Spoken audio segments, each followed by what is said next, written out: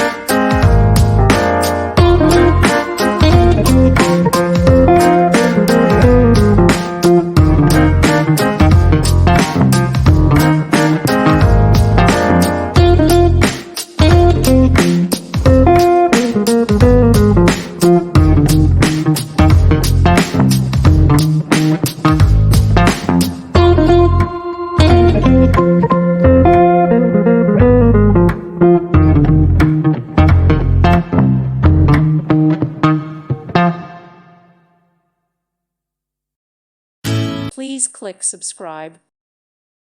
Thank you for watching, and God bless.